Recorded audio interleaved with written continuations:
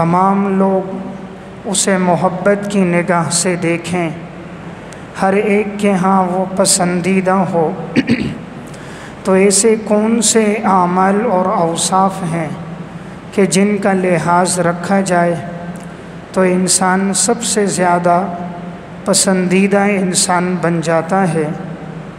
تو قرآن و سنت کی روشنی میں 30 ایسے اعمال اور اسباب ہیں کہ جنہیں اختیار کرنے سے انسان معاشرے میں ہر دل عزیز انسان بن جاتا ہے۔ جس طرح کہ ایک جنگل ہوتا ہے اور ایک باغ ہوتا ہے۔ جنگل وہ ہے کہ جس میں بارش برسی اور اس کے بعد مختلف قسم کی جڑی بوٹیاں بھی اس میں اگتی ہیں، اس میں سبزہ بھی ہوتا ہے، اس میں کانٹے بھی ہوتے ہیں، اور وہ جنگل بڑھتا ہی جاتا ہے۔ اس کی کوئی خبرگیری کرنے والا، راستہ بنانے والا، بیج ڈالنے والا اس میں کوئی نہیں ہوتا۔ دوسری طرف ایک فصل ہوتی ہے۔ فصل وہ ہوتی ہے جس میں بیج ڈالا جاتا ہے، کسان اس میں ہل چلاتا ہے، اس میں پانی ڈالتا ہے، اس کی خبرگیری کرتا ہے، موقع محل کی مناسبت سے وہ اس میں جو جھاڑیاں نظر آئیں اسے بھی کاٹتا ہے، کانٹوں کو بھی دور کرتا ہے، اور جب وہ فصل تیار ہو جاتی ہے پھر وہ اس فصل کو کاٹتا ہے۔ اب یہ جو باغ بنتا ہے یہ نہایت خوبصورت ہوتا ہے۔ اس باغ کو دیکھنے کے لیے لوگ دور دراز سے آتے بھی ہیں۔ عموماً ایسے باغوں میں ٹکٹ بھی ہوتا ہے۔ اس کی ہریالی، خوبصورتی، تزئین و آرائش ہر انسان کو اپنی طرف کیچ کرتی ہے۔ بنسبت جنگل کے اسے دیکھنے کے لیے کوئی نہیں آتا، نہ سفر کیا جاتا ہے، نہ رقم لگائی جاتی ہے۔ تو وجہ کیا ہے کہ باغ پہ محنت ہوئی ہے، جنگل پہ محنت نہیں ہوئی۔ باغ والے نے بیج ڈال کر اس کی خبرگیری کی رعایت رکھی، اس لیے وہ اتنا حسین ہے کہ لوگ دور دراز سے آ کر دیکھتے بھی ہیں، ٹکٹ بھی دیتے ہیں، اور اس کے دلاویز اور خوبصورت منظر کو اپنے دل و دماغ میں نقش کر کے لوگوں سے بیان بھی کرتے ہیں۔ اسی طرح اگر انسان چاہتا ہے کہ اس کی زندگی میں بہار آئے، اس کی زندگی میں ایک خوبصورت باغ لگے، اور وہ جنگل کی ویرانی سے دور ہو کر شریعت کی روشنی میں زندگی گزارے، تو ایسے 30 اعمال اور اسباب ہیں۔ نمبر 1، سب سے پہلا عمل ہے فرائض کی پابندی کرنا۔ جو انسان فرائض کی پابندی کرتا ہے تو اللہ رب العزت اس سے محبت فرماتے ہیں، اور پھر اللہ تعالیٰ اسے کائنات میں محبوب بنا دیتے ہیں۔ نبی اکرم صلی اللہ علیہ وسلم ارشاد فرماتے ہیں، ما تقرب الی عبدی بشیء احب الی مما افترضت علیہ، کہ نہیں میرا قرب حاصل ہوتا، اللہ رب العزت فرماتے ہیں، مگر ان چیزوں کے ساتھ جس کو میں نے فرض کیا ہے، یعنی فرائض کو اللہ نے بہت پسند کیا، اور اس کے ذریعے بندہ انسان اللہ کا محبوب بن جاتا ہے۔ وما یزال عبدی یتقرب الی بالنوافل، اور جب میرا بندہ مسلسل نوافل پڑھتا رہتا ہے، حتی احببتہ، تو میں اس سے محبت کرنے لگ جاتا ہوں۔ فَإِذَا أَحْبَبْتُهُ كُنْتُ سَمْعَهُ الَّذِي يَسْمَعُ بِهِ، اور جب میں اس بندے سے محبت کرتا ہوں تو میں اس کا کان بن جاتا ہوں جس کے ساتھ وہ سنتا ہے۔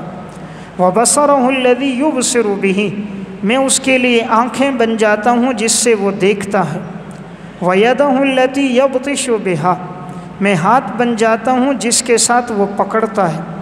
وَرِجْلَهُ الَّتِي يَمْشِي بِهَا، میں پاؤں بن جاتا ہوں جس کے ساتھ وہ چلتا ہے۔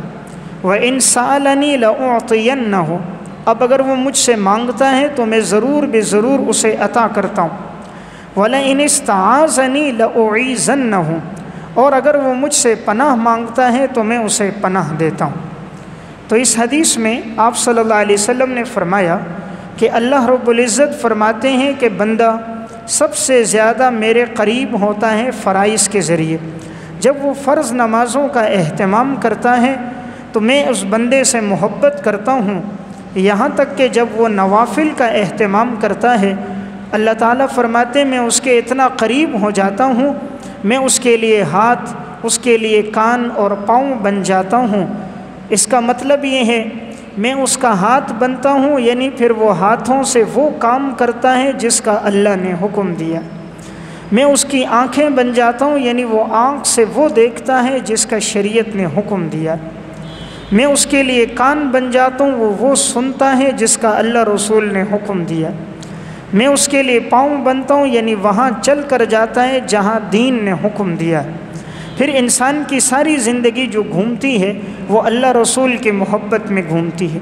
اس لیے سب سے پہلا عمل انسان چاہے معاشرے میں دل عزیز بنے، سب کے ہاں اس کی محبت ہو، تو سب سے پہلی چیز فرائض کا اہتمام کرے۔ جب انسان فرائض کا اہتمام کرے گا اللہ کے ہاں وہ پسندیدہ انسان بن جائے گا۔ نمبر 2، اپنے آپ کو گناہوں سے بچائے۔ دوسری چیز جو بڑی اہم ہے وہ ہے اپنے آپ کو گناہوں سے بچانا۔ انسان جتنا گناہوں سے بچتا ہے اللہ رب العزت اسے کائنات میں محبوبیت عطا فرما دیتے ہیں۔ صحیح مسلم کی روایت ہے، رسول اللہ صلی اللہ علیہ وسلم نے ارشاد فرمایا، جب اللہ رب العزت کسی انسان سے محبت کرتے ہیں تو اللہ رب العزت جبرائیل امین کو بلا کر فرماتے ہیں میں فلاں سے محبت کرتا ہوں، تم بھی کرو۔ حضرت جبرائیل علیہ السلام بھی اس سے محبت کرتے ہیں۔ پھر آسمان میں ندا ہوتی ہے، آسمان کے فرشتے بھی محبت کرتے ہیں۔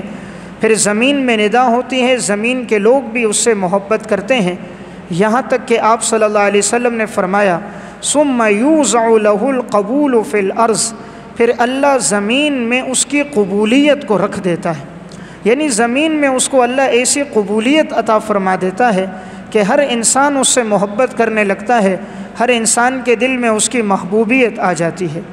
اور جب اللہ تعالیٰ کسی انسان کو ناپسند کرتا ہے اس کے گناہوں کی وجہ سے، تو اللہ رب العزت جبرائیل علیہ السلام سے فرماتے ہیں میں فلاں سے نفرت کرتا ہوں، بغض رکھتا ہوں، تم بھی رکھو۔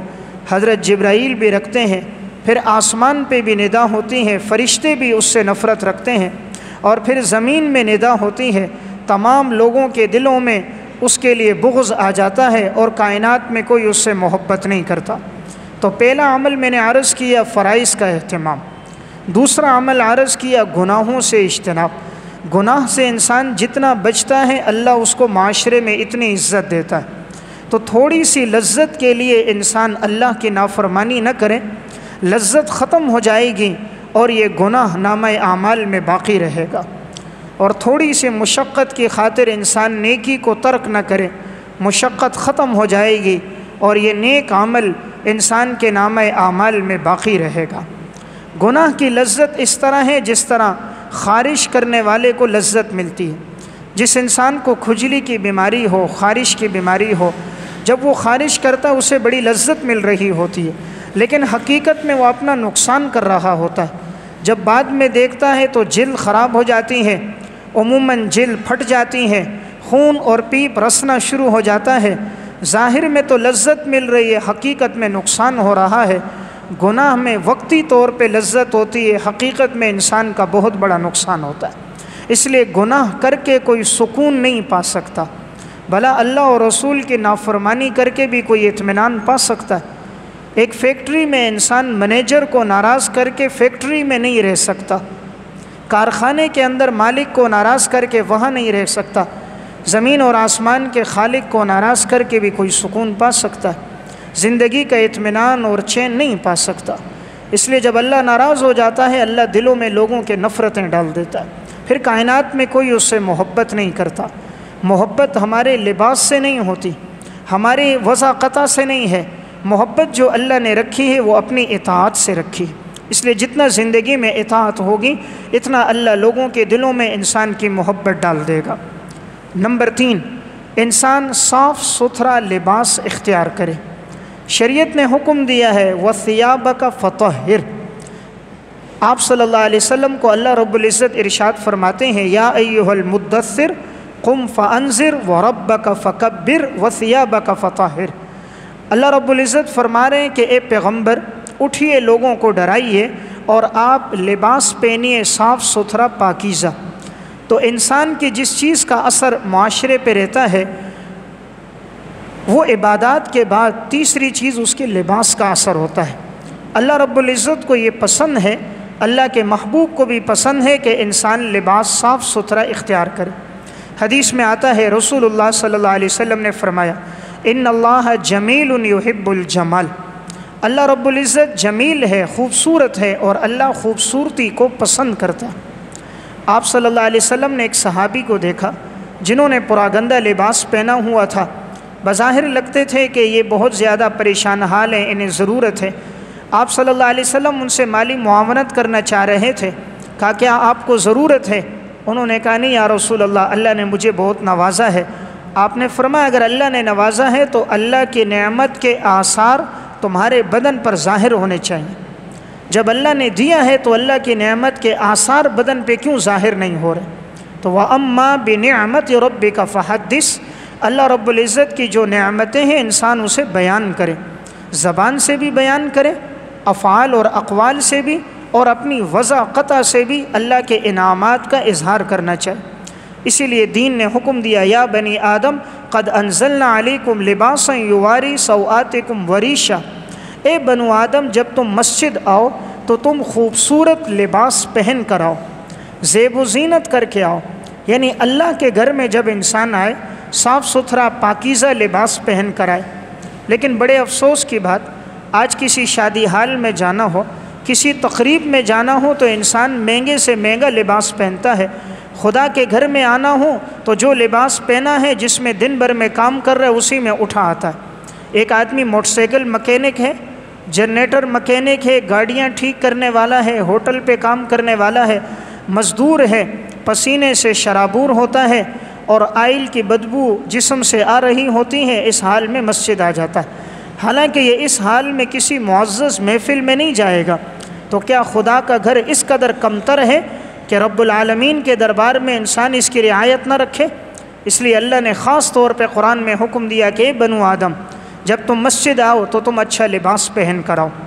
اسی لیے انسان تیسری چیز کے معاشرے میں جو عزت ملتی ہے وہ انسان کے سب سے پہلے ظاہر پر نگاہ پڑتی ہے، اس لیے انسان ظاہری طور پر اچھا لباس پہنے۔ یہ مطلب نہیں کہ ریاکاری کرتے ہوئے بہت مہنگا لباس پہنے، یہ بھی نہیں کہ بہت ادنا ہو۔ شریعت نے ہر چیز میں ہمیں متوسط درجہ دیا ہے، متوسط درجے کا انسان لباس اختیار کرے۔ نمبر 4، اپنے منہ کی صفائی کا خوب خیال رکھے۔ انسان چاہتا ہے معاشرے میں عزت ملے، اور معاشرہ بنتا ہے دو آدمیوں کے بننے سے، اور دو آدمی بنتے ہیں، پھر 4 بنتے ہیں، بڑھتے ہیں تو یہ خاندان، قبیلہ اور انسان کا محلہ بنتا ہے۔ اب کوئی آدمی جب اس کے قریب آتا ہے تو وہ بات کرتا ہے، لیکن عموماً دیکھا یہ گیا ہے کہ بعض لوگ منہ کی صفائی کا خیال نہیں رکھتے، دانتوں کی صفائی کا خیال نہیں رکھتے، اس وجہ سے منہ سے بدبو آ رہی ہوتی ہے تو دوسرا آدمی ان کے قریب ٹھہر نہیں سکتا، تو وہ معاشرے کا معزز انسان نہیں بنتا۔ نبی اکرم صلی اللہ علیہ وسلم فرماتے لولا ان اشق علی امتی لامرتهم بالسواک عند کل صلاۃ، اگر مجھے امت کی مشقت کا اندیشہ نہ ہوتا میں ہر نماز کے لیے مسواک کو لازم کر دیتا۔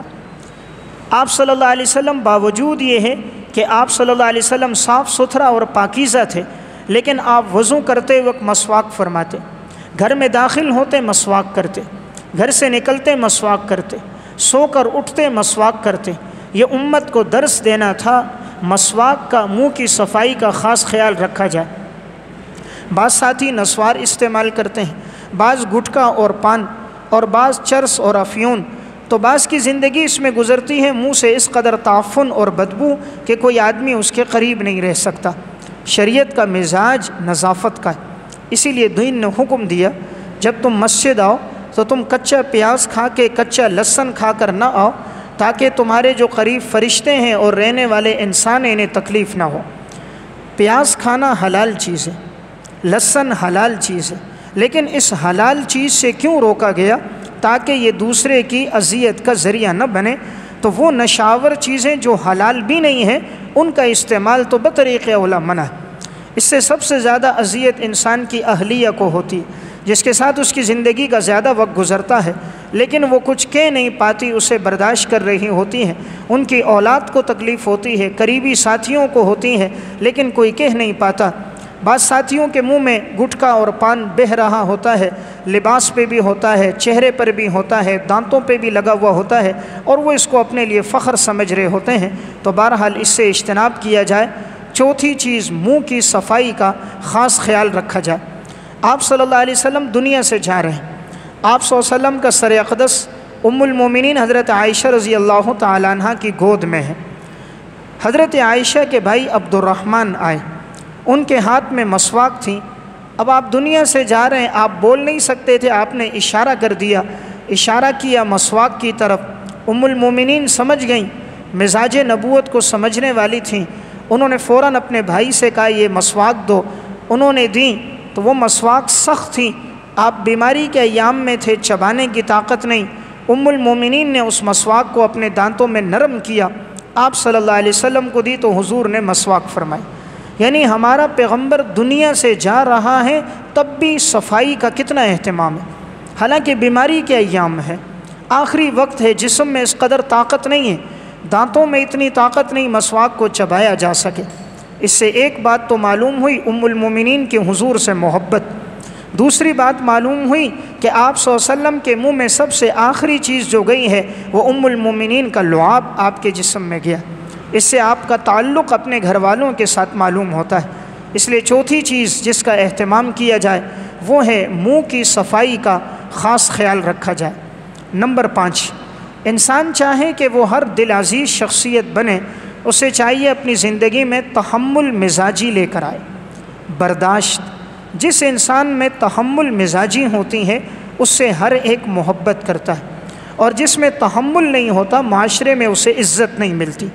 صحیح مسلم کی روایت ہے، آپ صلی اللہ علیہ وسلم کے پاس وفد عبد القیس آیا تو اس کے لوگ دوڑتے ہوئے اندر آ گئے، سواریوں کو کھلا چھوڑ دیا، لیکن جب اشج عبد القیس آئے انہوں نے اپنی سواری کو باندھا، غسل کیا، خوشبو لگائی، بڑے اہتمام کے ساتھ آئے۔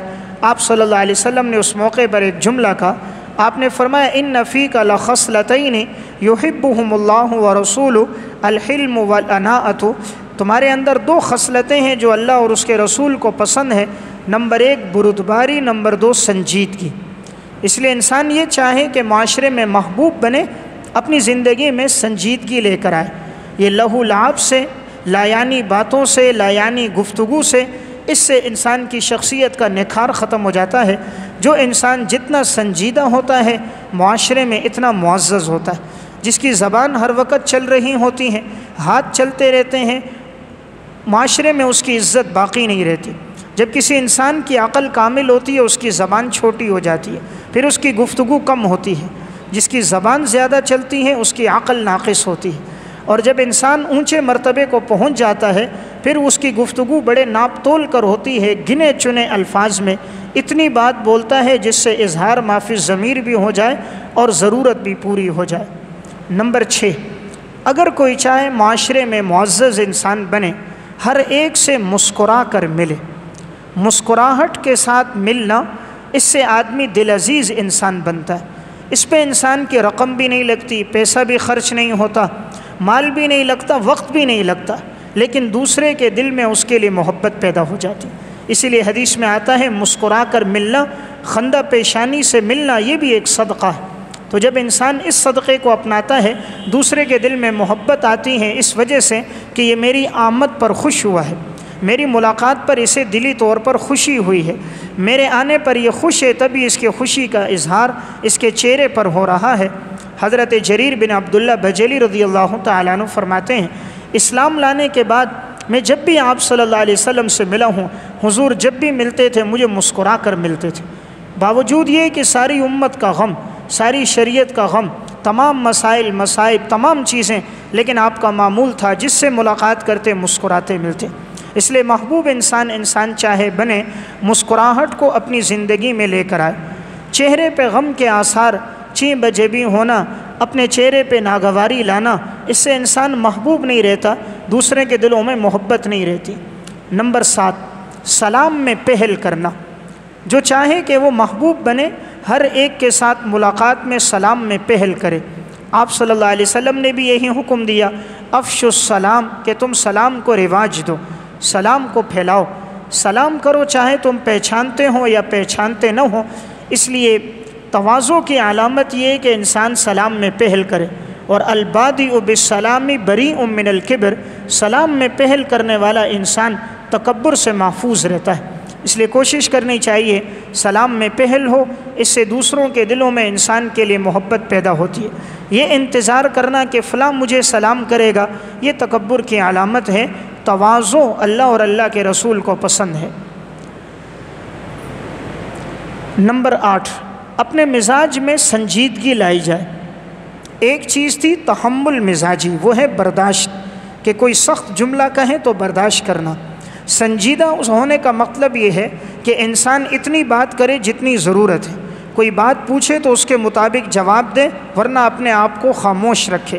حدیث میں بھی آتا ہے، آپ صلی اللہ علیہ وسلم نے فرمایا، من کان یؤمن باللہ والیوم الآخر فلیقل خیرا او لیسکت، جو اللہ اور آخرت پہ ایمان رکھتا ہے اچھی بات کہے ورنہ خاموش رہے۔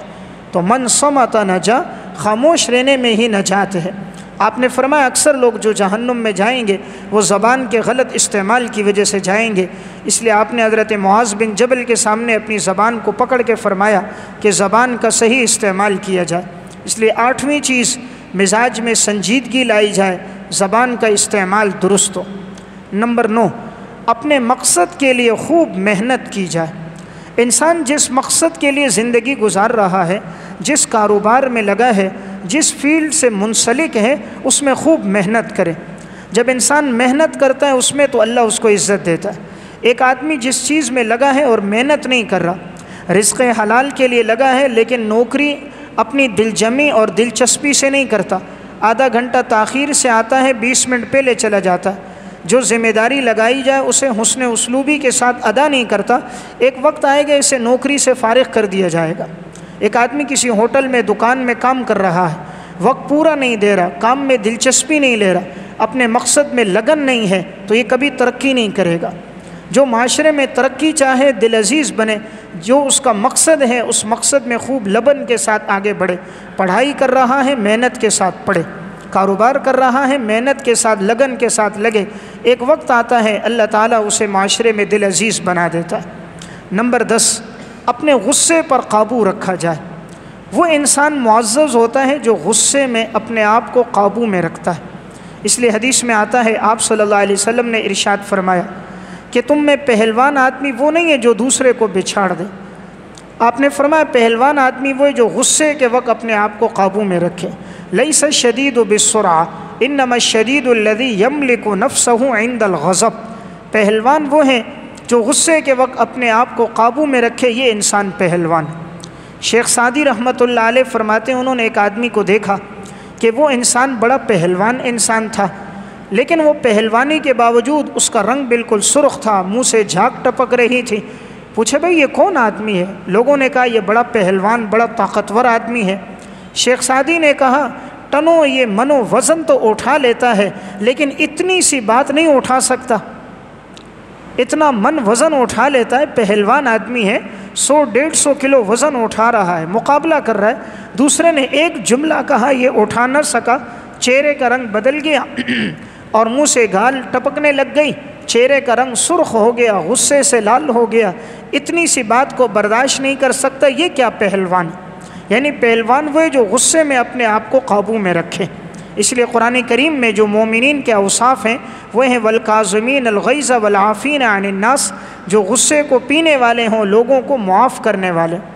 عموماً جتنے غلط فیصلے ہوتے ہیں وہ انسان سے غصے میں ہوتے ہیں، اس لیے ہر غصے والے کو ندامت اٹھانا پڑتی ہے، ہر غصے والے کو ندامت اٹھانا پڑتی ہے، اور ہر تحمل مزاجی سے فیصلہ کرنے والا اپنے فیصلوں پہ خوش رہتا ہے۔ عموماً طلاق کے مسئلے پیش آتے ہیں، غصے میں ہوتے ہیں، بیٹے پر ظلم کر دینا غصے میں ہوتا ہے، کسی ساتھی سے قطع تعلقی ظلم میں، یہ سب غصے کے فیصلے ہیں۔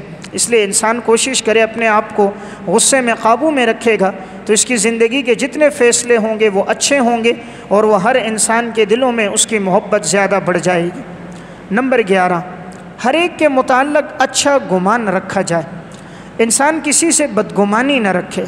نفرتوں کی بنیاد کیا بنتی ہے؟ بدگمانی۔ محبت کی سیڑھی کیا ہے؟ اچھا گمان رکھنا۔ اسی لیے شریعت ہمیں جو حکم دیتی ہے وہ یہ ہے کہ تم کسی کے بارے میں بدگمانی نہ کرو، بدگمانی سے اپنے آپ کو بچاؤ۔ آپ صلی اللہ علیہ وسلم نے بھی ارشاد فرمایا کہ تم بدگمانی سے بچو، ایاکم والظن فإن الظن اکذب الحدیث، اس لیے کہ بدگمانی کرنا یہ تمام باتوں میں سب سے زیادہ جھوٹی بات جو اللہ کے ہاں ہے وہ کسی پر بدگمانی کرنا ہے۔ اس لیے کسی پر بدگمانی نہ کی جائے، ہر انسان کے بارے میں انسان اپنا اچھا گمان رکھے۔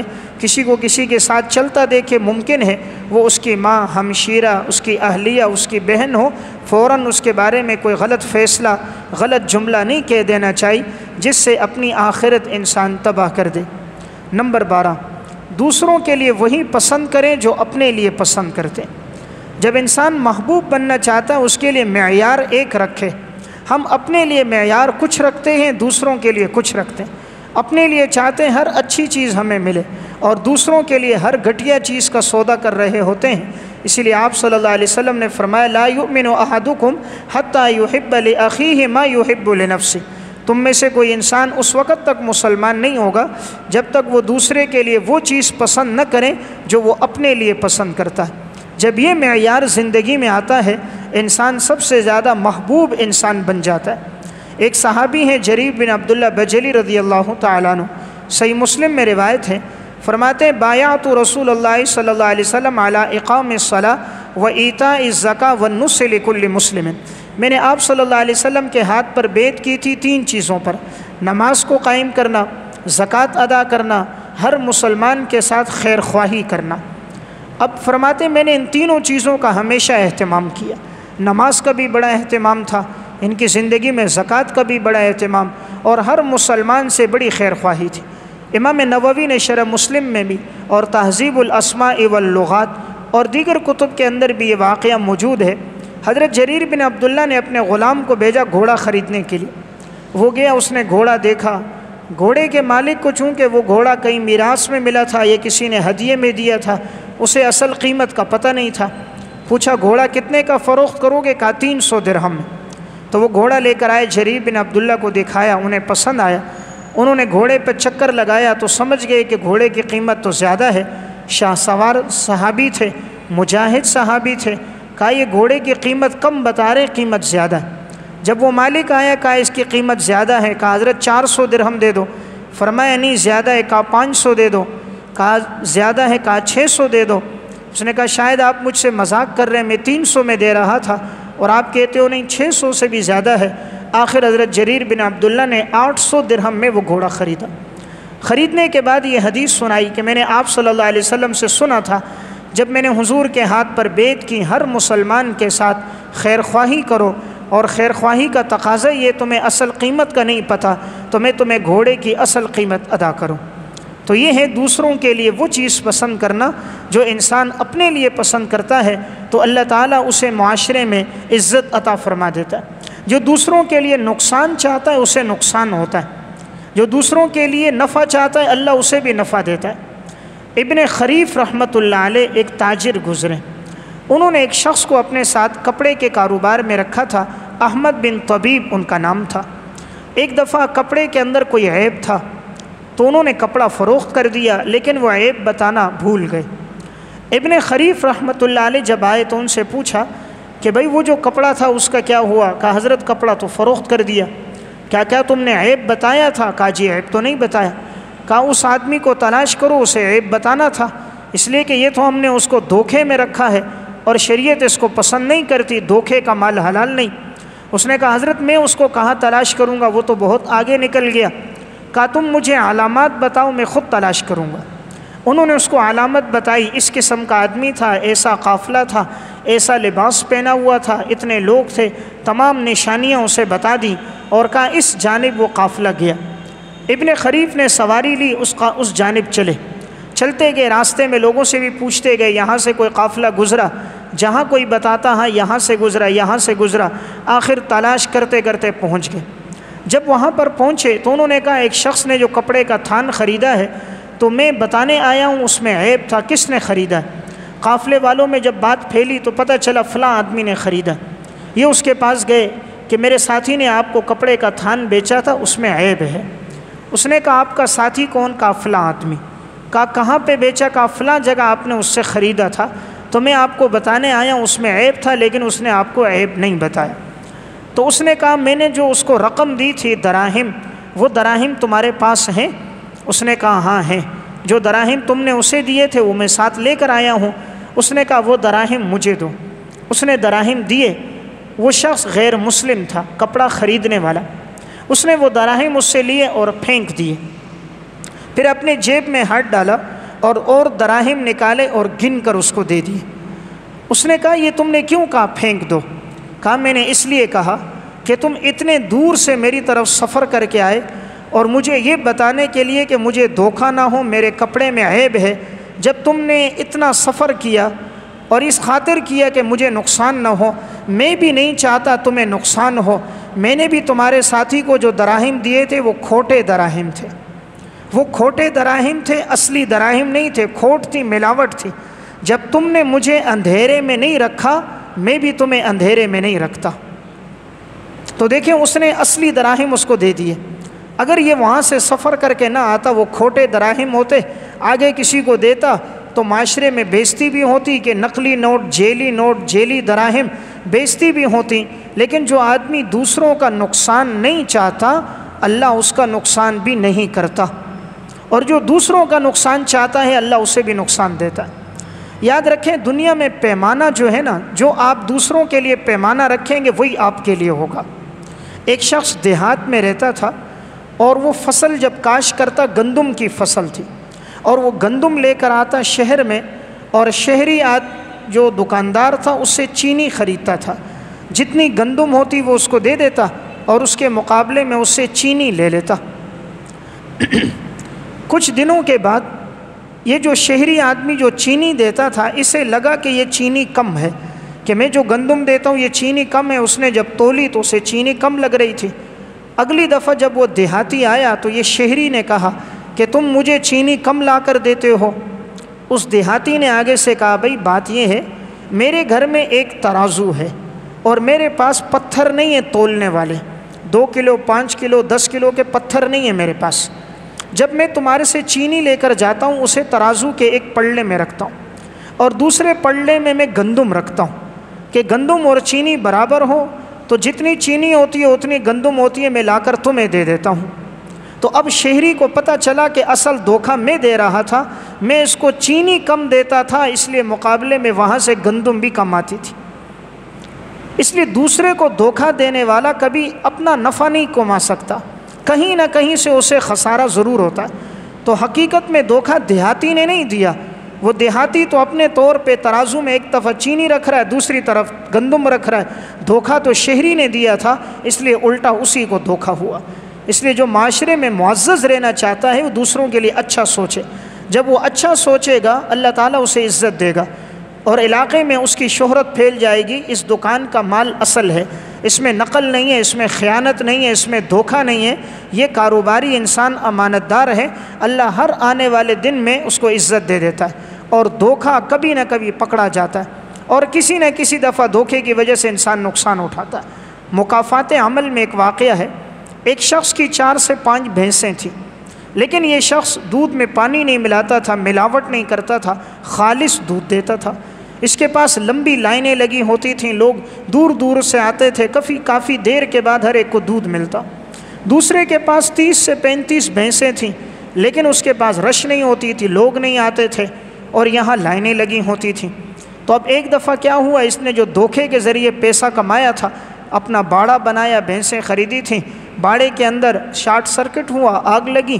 آگ لگنے کے بعد وہ اتنی تیزی سے آگ بڑھی کہ 7 سے 8 بھینسیں جل کر مر گئیں، اور بہت بڑا مالی نقصان بھی ہوا۔ حرام راستے سے کمایا ہوا مال سارا کا سارا ضائع ہو گیا۔ حلال سے کمایا ہوا مال اللہ ضائع نہیں کرتا، حرام سے آیا ہوا مال بچتا نہیں، وہ جس راستے سے آتا ہے اس راستے سے چلا جاتا ہے۔ تو دوسروں کو نقصان دینے والا اپنے آپ کو حقیقت میں نقصان دیتا ہے۔ اس لیے معاشرے میں معزز بننا ہے، ہر انسان دوسرے کے لیے وہ معیار رکھے جو معیار وہ اپنی ذات کے لیے رکھتا ہے۔ نمبر 13، دوسروں کی حوصلہ افزائی کرتے رہیں۔ ہم یہ چاہتے ہیں لوگ ہمیں عزت دیں.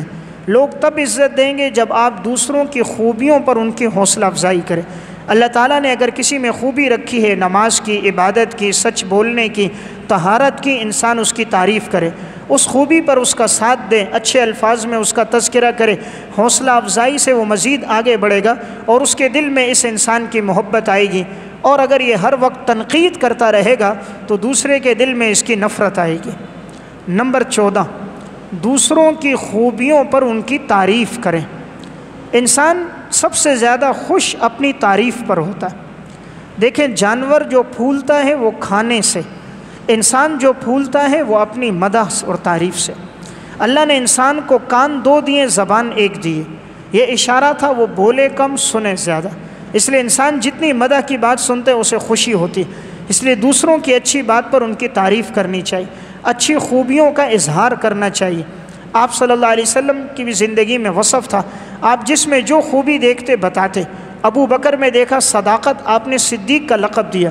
حضرت عمر میں خوبی تھی، فاروق ہے. حضرت عثمان کی زندگی میں سخاوت تھی تو غنی ہے. حضرت علی کی زندگی میں شجاعت، بہادری تھی تو انہیں بھی لقب ملا. حضرت ابو عبیدہ بن جراح امین هذه الامہ، اس امت کے سب سے بڑے امانت دار. ابی ابن کعب کو آپ نے لقب دیا اقرع، سب سے بڑا قاری ابی ابن کعب ہے. معاذ بن جبل جو ہیں وہ حلال اور حرام کے مسائل کو جاننے والے. زید بن ثابت میراث کے مسائل کو جاننے والے. ہر ایک کی آپ نے تعریف کی.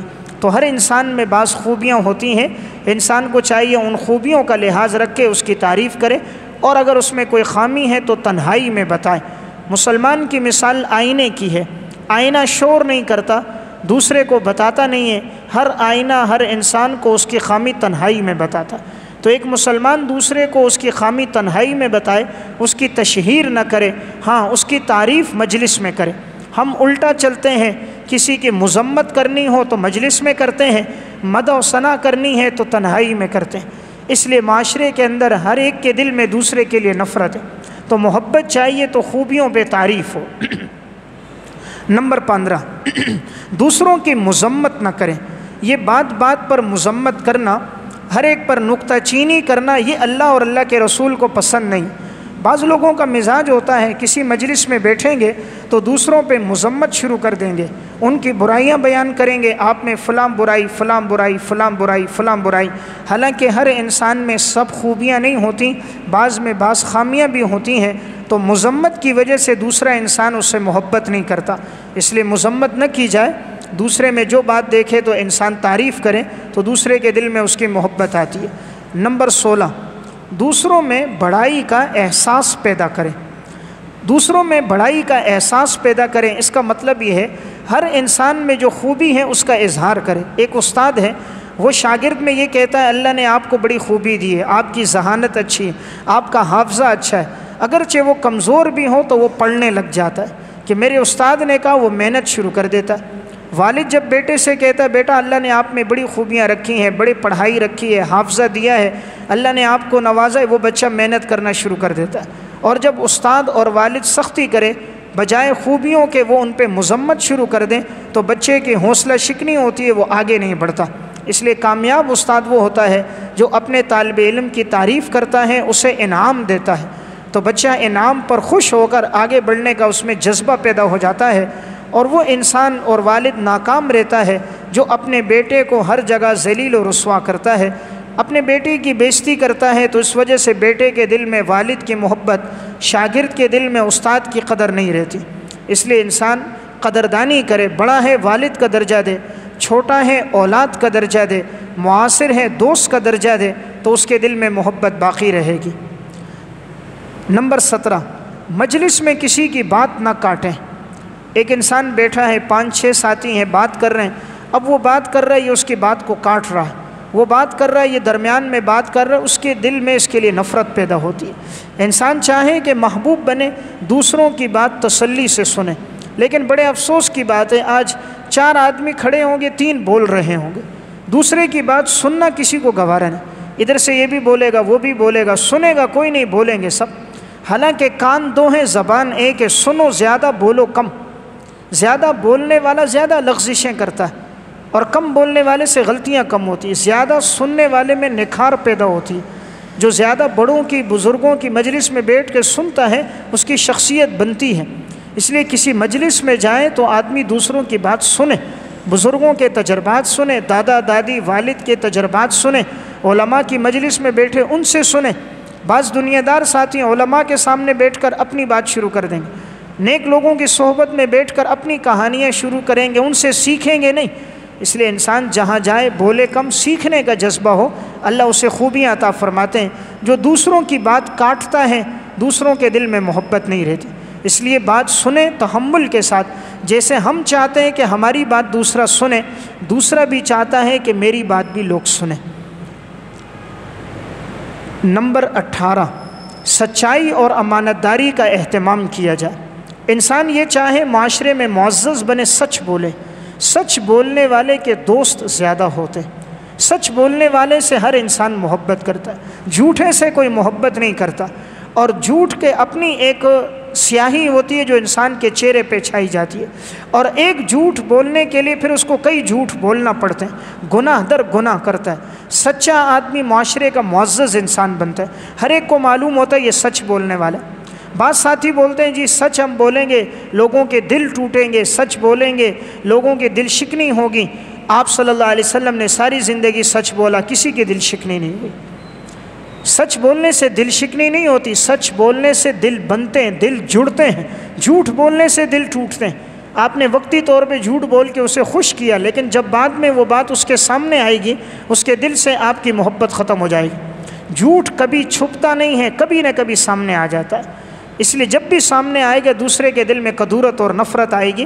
انسان اپنی زندگی میں سچائی کو لے کر آئے۔ اس لیے حدیث میں آتا ہے جو سچ بولتا ہے اللہ کے ہاں اس کو صدیقین میں لکھ دیا جاتا ہے۔ جھوٹ بولنے سے منہ سے ایک بدبو خارج ہوتی ہے، فرشتے اس سے نفرت کرتے ہیں۔ سچ بولنے والے کی زبان میں مٹھاس ہوتی ہے، جھوٹ بولنے والا آدمی کے مٹھاس نہیں، لذت نہیں ہوتی، دوسرے کے دل میں اس کی نفرت پہلے سے آ جاتی ہے۔ سچ بولنے والے کی دوسرے کے دل میں محبت پہلے سے آتی ہے۔ تو اللہ کا بھی ایک نظام ہے نا، جو شریعت پہ چل رہا ہوتا ہے اللہ معاشرے میں عزت دیتا ہے، جو اس سے ہٹ کر چلتا ہے اللہ نفرت ڈال دیتا ہے۔ اس لیے انسان کوشش کرے سچ بولنے کو، امانت داری کو اپنی زندگی کا حصہ بنائے۔ نمبر 19، دوسروں کے عیوب پہ پردہ ڈالے۔ جس طرح ہم یہ چاہتے ہیں ہمارے عیوب پہ پردہ ہو، ہمارا راز کوئی فاش نہ کرے، دوسرا مسلمان بھی چاہتا ہے میرے عیوب پہ پردہ ہو۔ اس لیے اگر ہم چاہیں ہم معزز بنیں، کسی کا عیب دیکھ لیں اس پہ پردہ ڈال دیں۔ حدیث میں آتا ہے آپ صلی اللہ علیہ وسلم نے فرمایا من رآ عورتاً فسترہا کان کمن احیا موعودتاً، جو جس میں عیب دیکھے اور اس کو چھپا لے اس کا اتنا ثواب ہے جس طرح زندہ درگور کی ہوئی بچی کو بچانے کا ثواب ہے۔ ایک بچی کو زندہ درگور کیا جا رہا ہے تو اب اگر کوئی اس کو بچا لے کتنا بڑا ثواب ہے۔ اسی طرح جب کسی انسان کا عیب پھیل جاتا ہے، اس کی عزت کی بات معاشرے میں پھیلتی ہے، وہ چاہتا ہے زمین میں گھڑا بن جائے اور وہ زندہ دفن ہو جائے، اس لیے کہ اب وہ معاشرے میں رہنے کے قابل نہیں، اس کی بے عزتی ہو گئی۔ تو اس لیے چاہیے انسان کسی میں عیب دیکھے اس کو چھپا لے، اپنے دل میں ایک قبرستان بنا دے، دوسروں کی خامیاں، کوتاہیاں، عیوب کو دفنائے۔ ایسا آدمی معزز ہوتا ہے۔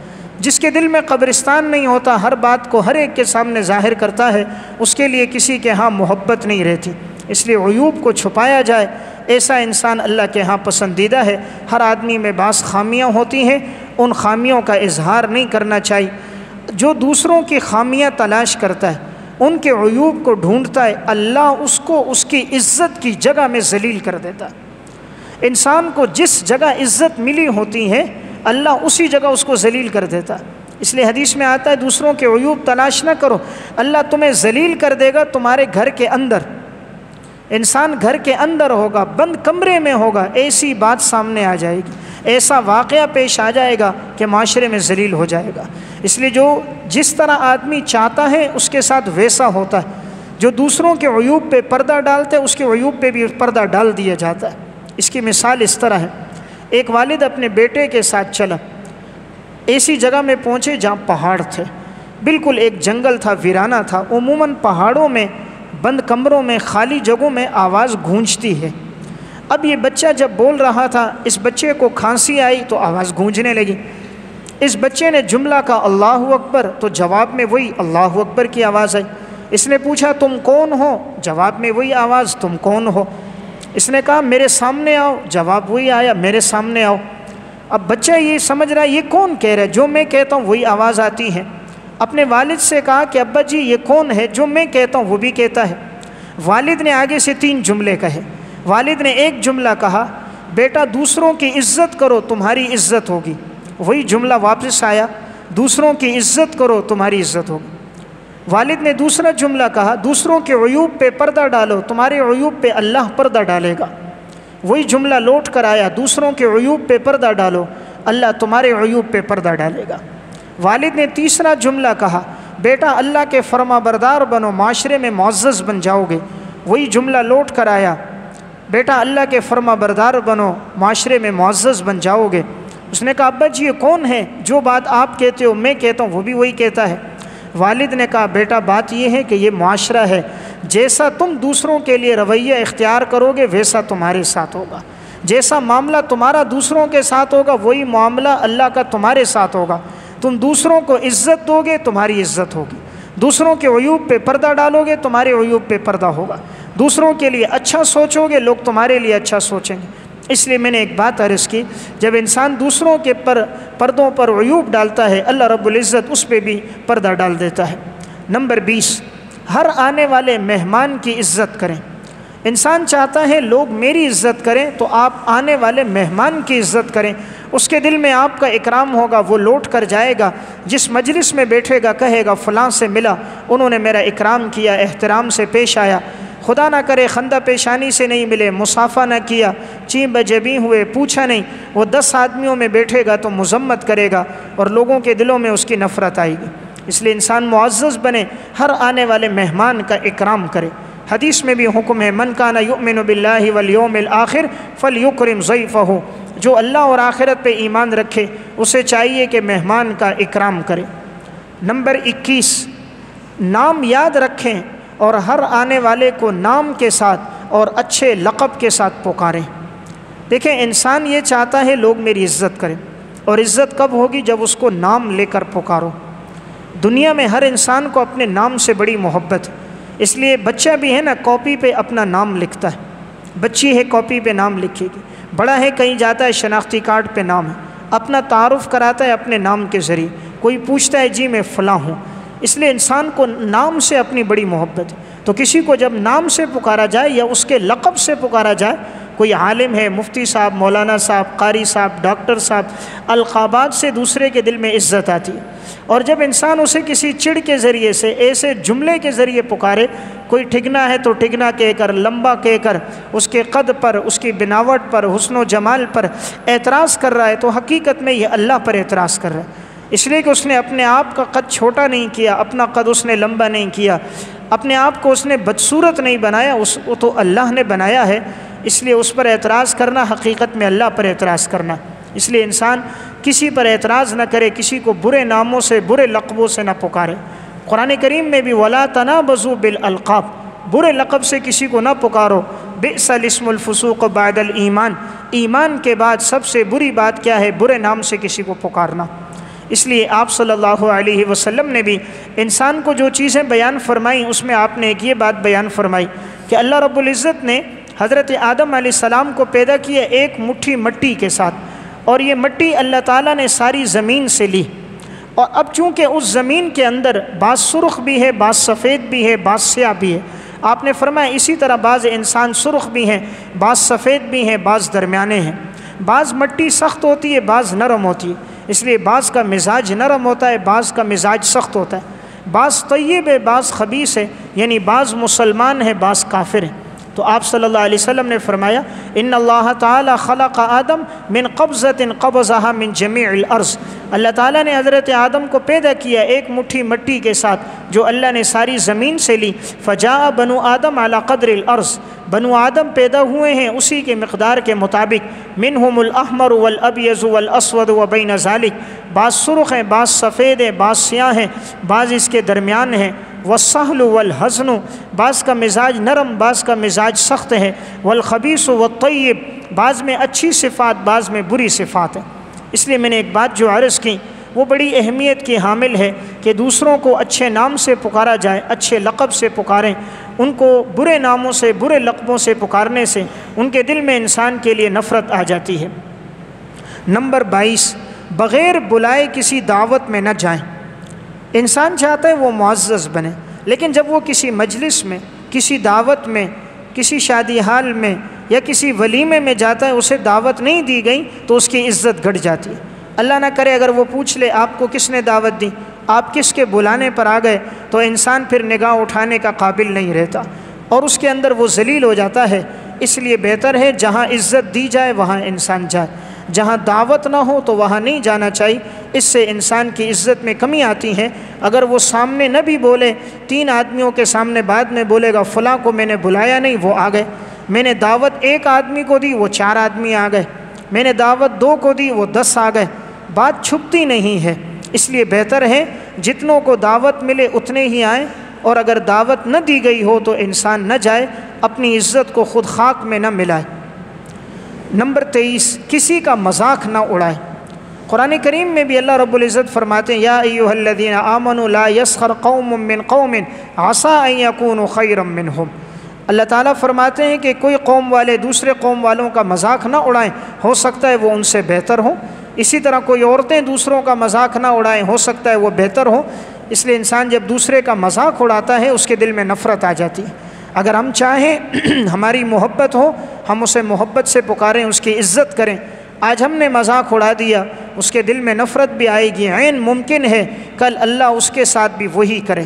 مکافات عمل میں ایک واقعہ ہے، ایک خاتون تھی، اس کے شوہر کا انتقال ہو گیا، اس کی بچی تھی، تو ایک شخص اس کے گھر کا خرچہ برداشت کرتا تھا، بیوہ عورت کا اور اس معصوم بچی کا۔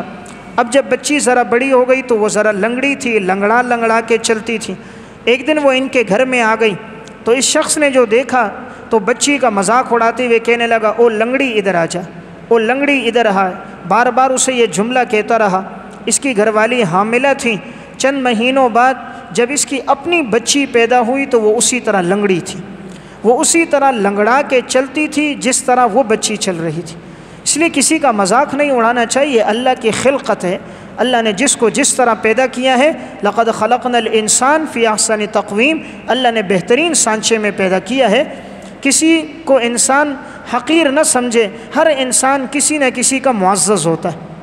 وہ آپ کی نگاہوں میں حقیر ہوگا لیکن اپنے والدین کی نگاہوں میں اس کی عزت ہوگی۔ آپ کی نگاہ میں عزت نہیں لیکن اپنی اولاد، اپنی بیوی بچوں کے ہاں، اپنے گھرانے میں وہ بڑا معزز ہوگا۔ اس لیے بعض چیزیں سفید ہوتی ہیں لیکن انسان محبت نہیں کرتا، کفن کا کپڑا سفید ہے لیکن کوئی پسند نہیں کرتا۔ بعض چیزیں سیاہ ہوتی ہیں لیکن انسان پسند کرتا ہے۔ بیت اللہ کا غلاف سیاہ ہے، انسان اس کے ساتھ چمٹتا ہے، اس کا بوسہ بھی لیتا ہے۔ اس لیے سفید ہونا محبوب ہونے کی نشانی نہیں، سیاہ ہو جانا اللہ کے ہاں نفرت کی نشانی نہیں۔ حضرت بلال، حضرت لقمان، حضرت عمر کے غلام مہجہ سب سیاہ فام تھے لیکن اللہ نے کتنی عزت دی ہے، آج معاشرے میں ان کا نام ہے۔ ابو لہب اتنا حسین تھا، لہب شعلے کو کہتے ہیں، شعلے کی طرح چمکتا تھا، لیکن قرآن نے کہا تبت یدا ابی لہب و تب، ابو لہب کے دونوں ہاتھ ٹوٹ جائیں، تباہ و برباد ہو جائے۔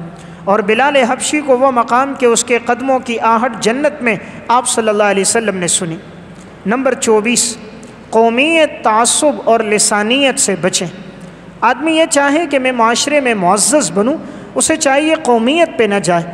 بعض قومیت کی بنیاد پر کسی پر احسان کرتے ہیں، تعصب ہوتا ہے، لسانیت کو بنیاد بناتے ہیں، ایمان کو بنیاد بنانا چاہیے۔ انما المؤمنون اخوہ، ہر مسلمان دوسرے کا بھائی ہے۔ کسی کے ساتھ تعاون کرنا ایمان کی بنیاد پر، اچھا سلوک کرنا ہے، اس کی بنیاد ایمان ہونی چاہیے۔ صرف اپنوں کو نوازنا، دوسروں کو محروم کر دینا، کسی فیکٹری کے اندر اور اسی طرح کسی دکان میں، اس سے لوگوں کے دلوں میں نفرت آتی ہے۔ سب کو ایک نگاہ سے دیکھا جائے کہ سب مسلمان ہیں تو ہر انسان کے دل میں اس کی محبت رہتی ہے۔ نمبر 25، انسان یہ چاہے کہ اللہ اس کو محبوب بنائے، دنیا میں کسی سے سوال نہ کرے، دنیا میں کسی سے سوال نہ کرے۔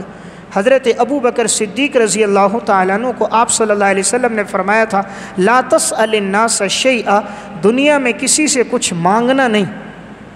حضرت ابو بکر صدیق سواری پہ سوار ہوتے، ان کے ہاتھ سے اگر درہ گر جاتا تو یہ خود نیچے اترتے، خود اٹھاتے، کوئی چیز گر جاتی خود اٹھاتے۔ تو تو کسی نے کہا حضرت آپ ہمیں بتا دیا کریں، اتنی تکلیف آپ اوپر سے نیچے اترتے ہیں۔ فرمایا میں نے حضور سے ایک بات سنی تھی، آپ صلی اللہ علیہ وسلم نے فرمایا کسی سے کچھ مانگا نہ کرو، اس لیے میں کسی سے سوال نہیں کرتا۔ اس لیے آدمی دنیا کا سوال کسی سے نہ کرے، جب ایک دفعہ کرتا ہے اس کی نظر میں گر جاتا ہے۔ دنیا مانگنی ہے اللہ سے مانگے۔ اللہ رب العزت کے سامنے انسان ہاتھ پھیلائے، جس کے سامنے جتنا ہاتھ پھیلاتا ہے ہر مرتبہ پھیلانے پر اس کی نگاہوں میں گر جاتا ہے۔ اس لیے ایک صحابی نے حضور سے پوچھا، یا رسول اللہ ایسا عمل بتائیے کہ اللہ بھی مجھ سے محبت کرے، کائنات کے سارے لوگ مجھ سے محبت کریں۔ آپ صلی اللہ علیہ وسلم نے فرمایا ازہد فی الدنیا یحبک اللہ وازہد فیما عند الناس یحبک الناس۔ دنیا سے بے رغبتی کرو، اللہ تم سے محبت کرے گا۔ لوگوں کے ہاتھ میں جو مال دولت ہے اس سے بے رغبتی کرو، لوگ تم سے محبت کریں۔ اس لیے لوگوں کے ہاتھ میں جو کچھ ہے انسان لوگوں سے نہ مانگے، اللہ سے مانگے۔ اللہ نے اس کو دیا ہے، اللہ کے خزانے میں کمی نہیں، اللہ اس کو بھی دے سکتا ہے۔ بہتر یہ ہے کہ انسان اللہ سے دنیا نہ مانگے، آخرت مانگے، کیونکہ دنیا کی قدر و قیمت کوئی نہیں۔ آپ صلی اللہ علیہ وسلم راستے سے گزرے، صحیح مسلم کی روایت ہے، راستے میں ایک بکری کا مردار بچہ تھا۔ آپ نے پوچھا کون اسے 1 درہم میں خریدے گا؟ صحابہ نے فرمایا رسول اللہ ہم تو نہیں خریدیں گے، بکری کا بچہ وہ بھی مردار، بعض روایات میں کان بھی کٹے ہوئے۔ آپ نے فرمایا جتنا تمہاری نگاہوں میں یہ حقیر ہے، اللہ کے ہاں دنیا اس سے زیادہ حقیر ہے۔ یعنی اللہ کے ہاں دنیا کی کوئی قدر و قیمت نہیں۔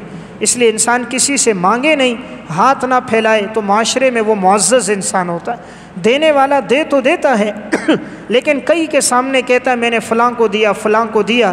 جتنوں کے سامنے یہ بات جاتی ہے اتنی نگاہوں میں وہ گر جاتا ہے۔ نمبر 26، قرض لینے کی عادت نہ ڈالے۔ جو چاہے معاشرے میں عزت اپنی بنائے، قرض لینے کی عادت نہ ڈالے۔ جو آدمی قرض لینے کی عادت ڈالتا ہے، حضرت لقمان نے اپنے بیٹے سے کہا تھا بیٹا قرض مت لیا کرو ورنہ دن کی عزت اور رات کا سکون ختم ہو جائے گا۔ دن کی عزت اور رات کا سکون ختم ہو جائے گا۔ اس لیے کہ جب آدمی قرض لیتا ہے تو قرض خواہ جب آتا ہے وہ تو عزت کا خیال نہیں کرے گا، 1 دن برداشت کرے گا، 2 دن، تیسرے دن گریبان میں ہاتھ ڈالے گا، بڑے مجمع میں الٹا سیدھا کہے گا، انسان کی عزت خاک میں ملے گی۔ تو قرض لینے کی عادت ڈالنے سے انسان ذلیل بھی ہوتا ہے، رات کی نیند بھی ختم ہو جاتی ہے، اور پھر یہ قرض بڑھتا بڑھتا اتنا بڑھ جاتا ہے پھر انسان کے لیے زندگی گزارنا مشکل ہوتی ہے، پھر وہ حلال کا راستہ چھوڑ کے حرام میں پڑ جاتا ہے۔ اس لیے قرض کی عادت نہیں ڈالنی چاہیے، انسان قناعت کی عادت ڈالے۔ ایک بزرگ کہنے لگے کہ میرے دل میں جب بھی کوئی خواہش پیدا ہوتی ہے کہ میں فلاں اچھا کھانا کھاؤں، فلاں اچھا کھانا، فلاں اچھا فروٹ، فلاں اچھا لباس پہنوں، میں اپنے نفس سے قرضہ لے لیتا ہوں۔ اپنے نفس کو کہتا ہوں جب میرے پاس آ جائے گی نا رقم تجھے فلاں اچھا کھانا کھلا لوں گا۔ دوسروں کے سامنے ہاتھ نہیں پھیلاتا، اپنے نفس سے معاملے کا ادھار کر لیتا ہوں کہ میرا تیرے ساتھ ادھار ہے، جب اللہ نے مجھے حلال دے دیے تجھے فلاں چیز کھلا دوں گا، فلاں لباس پہنا دوں گا، دوسرے سے قرض نہیں لیتا۔ اس لیے انسان عزت چاہے تو قناعت اختیار کرے۔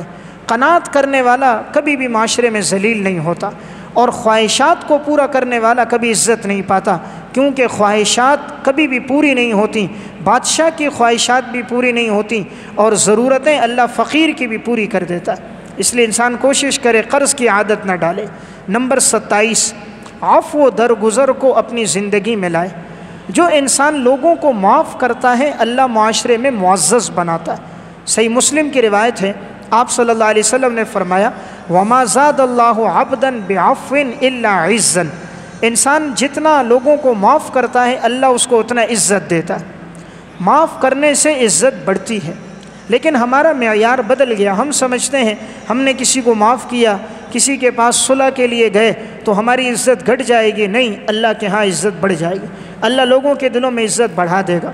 اس لیے معاف کرنے والے کو ہر ایک پسند کرتا ہے۔ تو آپ نے فرمایا جو معاف کرے گا اللہ اسے دنیا میں عزت عطا کرے گا۔ جب لسان نبوت سے عزت مل رہی ہے دنیا میں اس سے بڑا اعزاز کوئی نہیں ہے۔ نمبر 28، مصائب اور تکالیف پہ صبر کریں۔ معزز انسان وہ ہوتا ہے جو مصیبت کے گن نہ گائے، ہر جگہ جا کر اپنی مصیبت کا تذکرہ، پریشانیوں کا تذکرہ نہ کرے، بلکہ اللہ کے انعامات کا تذکرہ کرے۔ مصیبت تو کبھی کبھی آتی ہے، انعامات تو آئے دن ہیں، اور اتنے انعامات ہیں۔ قرآن کریم میں اللہ رب العزت فرماتا ہے اگر تم انعامات کو گننا چاہو تو تم شمار نہیں کر سکتے، اللہ نے تم پر اتنے انعامات کی بارش کی ہے۔ تو مصیبت کبھی کبھی ہے، انعامات ہر وقت ہیں۔ بعض مصیبت انسان کے لیے نعمت ہوتی ہے، وہ اس طرح نعمت ہوتی ہے انسان کی زندگی سدھر جاتی ہے۔ ایک جگہ بیان کے لیے چند سال پہلے مجھے جانا ہوا، ایک شخص تھا، وہ فالج شدہ تھا، اس کو فالج تھا، چل نہیں سکتا تھا، تو سہارے کے ساتھ وہ آگے بڑھا، ایک آدمی کا سہارا تھا، ملاقات ہوئی، تو جب پتہ چلا تو معلوم ہوا کہ اسے فالج کی بیماری ہے، عین شباب اور جوانی کی حالت تھی۔ تو اب اس نے کہا میں نے آپ سے 2 منٹ بات کرنی ہے۔ بیان کے بعد جب ملاقات ہوئی، بات شروع ہوئی، پتہ چلا یہ وہ انسان تھا جس نے اپنی جوانی اس طرح گزاری تھی کہ یہ جب راستے میں چلتا تھا سب سے مہنگا لباس تھا، گلے میں سونے کی زنجیر ہوتی تھی، ہاتھوں پہ سونے کی اس کی انگوٹھیاں ہوتی تھیں، سب سے مہنگی گاڑی اس کے پاس ہوتی تھی، اور علاقے کے اندر یعنی رعونیت اس میں سب سے زیادہ تھی، کسی کو دیکھتا نہیں تھا، اکڑ کے بات کرنا، اکڑ کے چلنا تھا، کبھی اس نے مسجد کا رخ نہیں کیا تھا، فرض تو فرض ہے، کہا کبھی میں نے جمعے کی نماز بھی نہیں پڑھی، عید کی نماز بھی نہیں پڑھی تھی۔ تو جوانی میں جیسے فالج کی بیماری آئی تو بعض مصیبت نعمت ہے کہ اب وہ اتنا نیک ہو گیا تھا، 5 وقت فرض نماز بھی جماعت سے، اور نمازوں کے لیے آذان بھی خود دیتا تھا، 24 گھنٹوں میں کہا میرے 16 گھنٹے مسجد میں گزرتے ہیں، اور کہا جو اللہ توفیق دیتا ہے، اب مال میں وہ اللہ کے راستے میں سخاوت ہوتی ہے، ہر وقت بیٹھا ہوتا، ایک ہاتھ سے کتاب اٹھائی ہوتی، یا فضائل اعمال یا فضائل صدقات پڑھ رہا تھا۔ تو بعض مصیبت بھی انسان کے لیے نعمت بن جاتی ہیں، اس لحاظ سے کہ اس کا رجوع اللہ کی طرف ہو جاتا ہے۔ اگر یہ مصیبت نہ آتی تو یہ کہاں اللہ کی طرف رجوع کرتا؟ 3 چیزیں نہ ہوتی تو انسان کی زندگی میں بڑی اکڑ ہوتی، اور انسان، ہر آدمی ایک فرعون بن جاتا اگر یہ 3 چیزیں نہ ہوتی۔ نمبر 1 موت، نمبر 2 بیماری، نمبر 3 فقر، بیماری اور موت، یہ 3 چیزیں نہ ہوتی تو مال دولت پیسہ انسان کے پاس آ جاتا تو انسان کا مزاج بدل جاتا۔ آج اگر کچھ تواضع آتی ہے یا تو اپنی قبر کو سوچتا ہے، یا بیماری کے ایام آتے ہیں تو اللہ یاد آ جاتا ہے، یا کبھی مال میں نقصان ہوتا ہے تو پھر انسان آ کر لمبی لمبی دعائیں کرتا ہے، صدقہ دیتا ہے، تو ان تینوں چیزوں کے ذریعے بھی رجوع ہو جاتا ہے۔ اس لیے مصیبت میں ویسے بھی اجر ہے، اور بعض مصیبتیں انسان کے لیے نعمت کا ذریعہ بن کر اسے اللہ کے قریب کر دیتی ہیں۔ جب اللہ کے انسان قریب ہو جائے تو یہ بڑے انعام کی بات ہے۔ نمبر 29، انسان چاہے کہ ہر انسان کے دل میں اس کی محبت ہو، سخاوت اور احسان زیادہ سے زیادہ کرے۔ سخی آدمی سے ہر آدمی محبت کرتا ہے، احسان کرنے والے سے ہر آدمی محبت کرتا ہے، اور بخیل سے کوئی محبت نہیں کرتا۔ سخی آدمی اللہ کے بھی قریب ہوتا ہے، جنت کے بھی قریب ہوتا ہے، لوگوں کے دلوں کے بھی قریب ہوتا ہے۔ بخیل سے لوگ بھی نفرت کرتے ہیں، اللہ کے ہاں بھی پسندیدہ نہیں ہوتا، جہنم کے قریب ہوتا ہے۔ احسان جو ہے نا، الاحسان عبد الاحسان، احسان انسان جو ہے وہ احسان کا بندہ ہے۔ الانسان عبد الاحسان، جس پر آدمی احسان کر دیتا وہ اس کا گویا غلام بن جاتا ہے۔ الکریم لا ینسیٰ من احسن الیہ، معزز آدمی کبھی اپنے احسان کو بھولتا نہیں، اس لیے انسان جب کسی پر احسان کرتا ہے وہ ہمیشہ یاد رکھتا ہے۔ اس لیے آپ چاہیں کہ معاشرے میں معزز بنیں، ہر انسان کو احسان کے جھولے میں جھولا دیں، ہر انسان کو احسان کے جھولے میں رکھیں۔ آپ دیکھیں ہر دوسرا آدمی آپ سے محبت رکھے گا، بانٹنے سے محبت بڑھتی ہے، جمع کرنے سے کم ہوتی ہے۔ اللہ کو وہ پسند ہے جو بانٹتا ہے، تقسیم کرنے سے محبت بڑھتی ہے۔ ایک کنواں ہے نا، انسان پانی نکالتا ہے، جتنا پانی نکالو پانی نیچے سے بڑھتا ہے، اور اگر پانی نکالنا چھوڑ دو گے کنویں کا پانی نیچے سے آنا بند ہو جائے گا۔ جتنا مال تقسیم ہوتا ہے اللہ کے ہاں وہ مال اللہ اسے بڑھاتا ہے، جہاں تقسیم ہونا کم ہوتا ہے اللہ کے ہاں سے بھی اس کی آمد کم ہو جاتی ہے۔ اس لیے آپ صلی اللہ علیہ وسلم نے فرمایا 2 فرشتے وہ دعا کرتے ہیں، ایک فرشتہ یہ دعا کرتا ہے کہ اے اللہ تو اسے مال عطا کر جو تیرے راستے میں خرچ کرتا ہے، اور ایک فرشتہ کہتا ہے اے اللہ تو اس کے مال کو تباہ و برباد کر جو تیرے راستے میں خرچ نہیں کرتا۔ اس لیے لوگوں پہ جب آدمی خرچ کرتا ہے لوگوں کے دلوں میں محبت بڑھتی ہے۔ اس لیے ہم چاہیں کہ معزز بنیں، احسان زیادہ سے زیادہ کریں، سخاوت زیادہ سے زیادہ کریں۔ سب سے آخری چیز نمبر 30، اگر ہم یہ چاہیں کہ اللہ ہمیں معاشرے میں معزز انسان بنائے، اس کے لیے ضرورت یہ ہے ہم دعا زیادہ سے زیادہ کریں۔ جتنا انسان دعا زیادہ کرتا ہے اللہ تعالیٰ معاشرے میں عزت دیتا ہے۔ اللہ سے انسان عزت مانگے کہ یا اللہ تیرے خزانے میں کمی کوئی نہیں، تو مجھے عزت عطا فرما۔ دنیا میں ایمان کے بعد، اطاعت کے بعد بڑی نعمت عزت کی نعمت ہے۔ دولت انسان کو مل جاتی ہے، پیسہ مل جاتا ہے، عزت نہیں ملتی، اور اللہ سے جب انسان مانگتا ہے اللہ عزت دیتا ہے۔ حدیث میں آتا ہے، آپ صلی اللہ علیہ وسلم نے فرمایا ادعوا اللہ وانتم موقنون بالاجابہ، اللہ سے دعا کرو درا حال ہے کہ تم یقین رکھو قبولیت کا۔ وَاعْلَمُوا أَنَّ اللَّهَ لَا يَسْتَجِيبُ دُعَاءً مِّن قَلْبٍ غَافِلٍ لَاهٍ، جان لو اللہ قبول نہیں کرتا ایسے دل کی دعا جو غافل ہو، بے پرواہ ہو۔ ہم یہ چاہیں کہ دعا قبول ہو، اللہ کے سامنے رو کر مانگیں تو اللہ ہمیں عزت عطا فرمائے گا۔ اور عزت اللہ کی ایک بہت بڑی نعمت ہے۔ تین چیزیں اکٹھی تھیں، دولت بھی، علم بھی اور عزت بھی۔ دولت نے کہا اگر میں کسی کے ہاتھ سے چلی جاؤں دوبارہ محنت مزدوری کرے میں واپس لوٹ آؤں گی۔ علم نے کہا اگر میں کسی کے ہاتھ سے چلا جاؤں وہ دوبارہ علم کی مجلس